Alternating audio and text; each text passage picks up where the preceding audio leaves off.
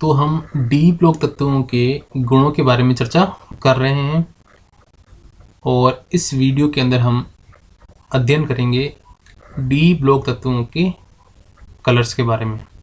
ठीक है, तो आप सभी को पता है कोई भी पदार्थ रंग तभी प्रदर्शित करता है जब वो दृश्य क्षेत्र में ऊर्जा का अवशोषण करे। तो ये चीज़ आपको ध्यान रखनी है कि कोई भी पदार्थ कलर तभी शो करेगा जब वो विजिबल रीजन के अंदर ऊर्जा का अवशोषण करेगा। ठीक है, और जिस रंग का अवशोषण करता है कोई भी पदार्थ, उस रंग का हमें पूरक रंग दिखाई देता है।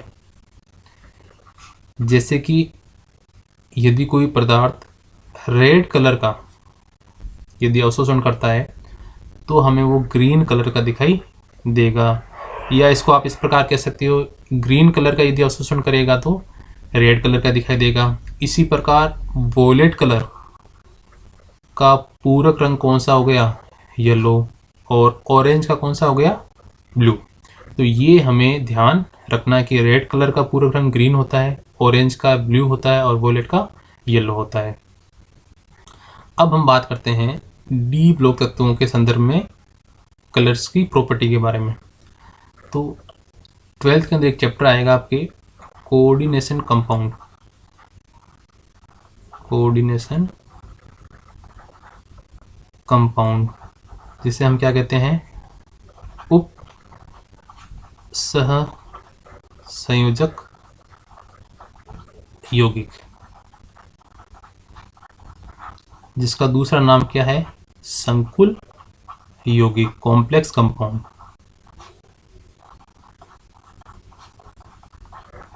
अब नाम से पता लग रहा है कि ऐसे यौगिक जिनमें उपसह संयोजक बंध का निर्माण होता है। तो इसमें दो चीज़ें आपको ध्यान रखनी है, एक तो मेटल और दूसरा एक नाम आएगा इसके अंदर, लिगेंड। ठीक है, तो जो मेटल यानी जो धातु होगी वो आपको डी ब्लॉक वाली मिलेगी, यानी उपसह संयोजक यौगिकों का निर्माण डी ब्लॉक के तत्व करेंगे। ठीक है, इनमें आपको एक चीज़ पता है कि जो डी ब्लॉक वाले तत्व है या संक्रमण तत्व हैं, उनमें डी कक्षक आपको क्या मिलते हैं? अपूर्ण या रिक्त मिलते हैं। ठीक है, अब चर्चा करते हैं हम लिगेंड की। तो लिगेंड जो होते हैं वो ऐसे अणु होते हैं जो इलेक्ट्रॉन की अधिकता रखते हैं, यानी वो कैसे होते हैं? इलेक्ट्रॉन धनी। अब ये दो प्रकार से हो सकते हैं, या तो उनके पास में नेगेटिव चार्ज हो, जैसे कि हेलोजन हो गए, फ्लोरीन, क्लोरीन, ब्रोमीन। ठीक है, या फिर उनके पास में क्या हो? लोन पेयर, जैसे कि H2 हो गया और NH3 हो गया। कुल मिला के जो लिगेंड होंगे वो इलेक्ट्रॉन धनी स्पीसीज होते हैं। अब क्या होगा? ये जो लिगेंड होंगे ये क्या करेंगे? मेटल के जो रिक्त डी कक्षक है, मेटल के जो रिक्त डी कक्षक है उनमें अपना इलेक्ट्रॉन पेयर क्या करेंगे? डोनेट करेंगे। और कौन से बंध का निर्माण करेंगे? उप सहसंयोजक बंध का। ठीक है, उप सहसंयोजक बंध का। और इस प्रकार से बनने वाले यौगिकों को हम कहेंगे उप सहसंयोजक यौगिक या संकुल यौगिक। तो इसका जो डिटेल जो पार्ट है वो हम कोऑर्डिनेशन कंपाउंड के अंदर पढ़ेंगे। हमें इस वाले जो चैप्टर के अंदर केवल इतना ध्यान रखना है कि जब भी लिगेंड मेटल के डी ऑर्बिटल के संपर्क में आएंगे तो ये लिगेंड मेटल के डी ऑर्बिटल्स का विपाटन कर देते हैं, यानी उन्हें दो भागों में बांट देते हैं। ठीक है, जैसे कि यहाँ मैंने एग्जांपल दे रखा है TiH2O का होल 6 और इस पे चार्ज कितना है +3। ये वाला क्वेश्चन वापस कोऑर्डिनेशन कंपाउंड के अंदर आएगा और ये मोस्ट इम्पोर्टेंट क्वेश्चन है। ठीक है, तो इसमें क्वेश्चन इस प्रकार से आएगा कि TiH2O का होल 6 और इस पे +3 चार्ज है, ये गहरा बैंगनी रंग का होता है। इसका रीजन अब हमको देना पड़ेगा। तो मैंने अभी आपको बताया है जो टाइटेनियम की जो डी ऑर्बिटल है ये हो गया 1 2 3 4 5। जैसे इसमें यदि हम बात करें टाइटेनियम पे चार्ज कितना है +3, तो आपको पता है स्कैंडियम टाइटेनियम यानी इसका जो इलेक्ट्रॉनिक विन्यास होता है वो होता है D2 4s2। अब इस पे चार्ज कितना दे रखा है +3, तो इसमें इलेक्ट्रॉन कितने बचेंगे केवल 1, यानी डी ऑर्बिटल के अंदर इसमें इलेक्ट्रॉन कितने हो गए 1। अब जब ये 6 H2O के लिगेंड इस डी ऑर्बिटल्स के संपर्क में आएंगे तो इन डी ऑर्बिटल्स का ये क्या कर रहे हैं विपाटन कर रहे हैं। ठीक है, यानी दो भागों में इसको विभाजित कर रहे हैं, दो पेयर बन रहे हैं, एक तो 3 का और एक 2 का। ठीक है, तो ये जो 3 का जो पेयर बना है, जोड़ा बना है, इसको तो हम कहते हैं T2G, और ये जो 2 का जो पेयर बना है इसको कहेंगे हम Eg। तो ये जो सिंगल इलेक्ट्रॉन है ये कहाँ रहेगा, सबसे पहले ये जो है ये इसका हो गया औसत ऊर्जा स्तर। तो Eg का जो ऊर्जा स्तर है या हम कह सकते हैं इसका जो ऊर्जा का जो लेवल है वो T2G की तुलना में क्या है ज़्यादा है। तो जो इलेक्ट्रॉन जो होगा वो पहले कहाँ जाएगा T2G के अंदर जाएगा, क्योंकि इस T2G की जो एनर्जी है वो क्या है कम है। तो यहाँ मैंने एक इलेक्ट्रॉन यहाँ पे लिख दिया है। ठीक है, अब ये जो इलेक्ट्रॉन है ये क्या करेगा, विजिबल जो रीजन है दृश्य क्षेत्र से ऊर्जा का क्या करेगा अवशोषण करेगा और कहाँ चला जाएगा Eg के अंदर।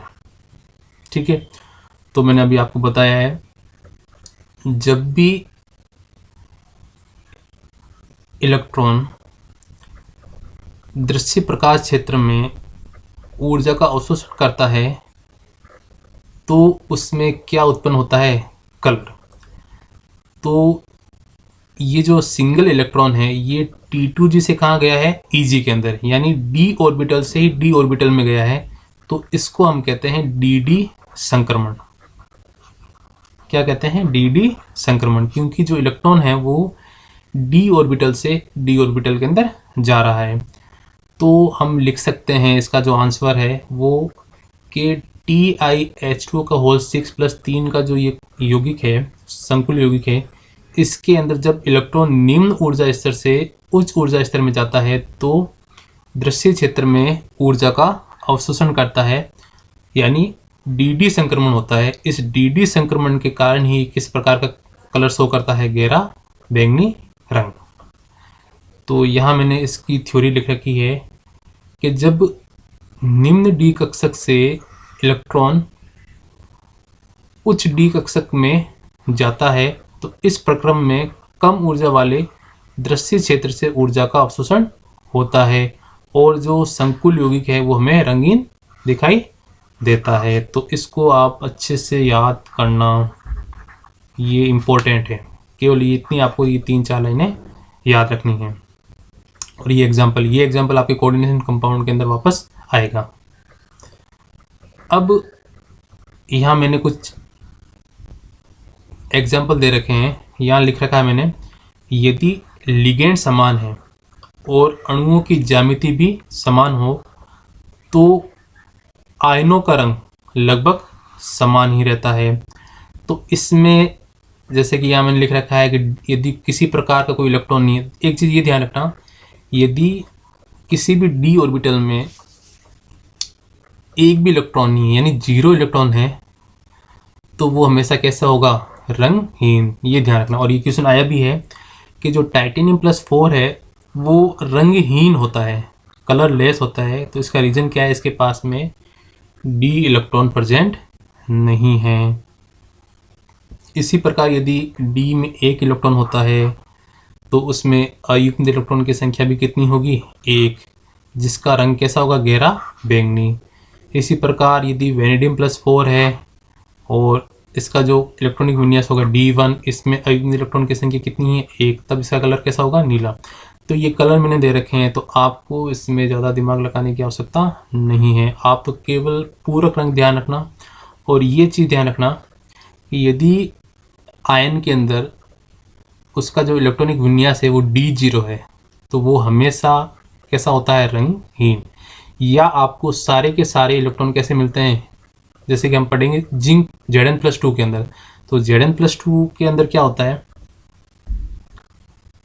और ये क्वेश्चन पूछा भी गया है कि जल योजित Zn+2 आयन रंगहीन होता है, क्यों? तो आपको पता है जिंक का आप इलेक्ट्रॉनिक विन्यास लिखते हो 3d10 4s2, Zn+2 के अंदर गया तो 3d10, यानी d ऑर्बिटल पूर्ण रूप से भरे हैं, तो इसमें किसी प्रकार का dd ट्रांजिशन पॉसिबल नहीं है, यानी dd ट्रांजिशन की कोई संभावना नहीं है। अतः ये कैसा होता है? कलरलेस।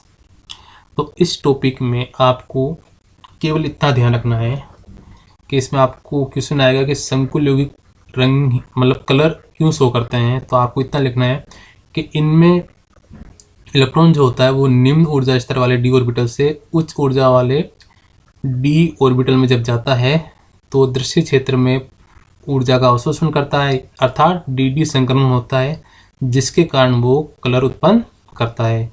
और आपको ये चीज़ ध्यान रखनी है, यदि उसका इलेक्ट्रॉनिक विन्यास 0 है या पूर्ण रूप से वो भरा हुआ है, जैसे कि Zn+2 के अंदर, तो उनमें dd ट्रांजिशन की कोई संभावना नहीं है और वो हमेशा कैसे होते हैं? रंगहीन। ठीक है, तो बड़ा इजी टॉपिक है, इसको आप अच्छे से कर सकते हो। और ये एग्जांपल आपको अच्छे से ध्यान रखना है क्योंकि ये वापस घूम के कहाँ आएगा? कोऑर्डिनेशन कंपाउंड के अंदर। तो ये कहानी थी डी ब्लॉक तत्वों के कलर्स के बारे में।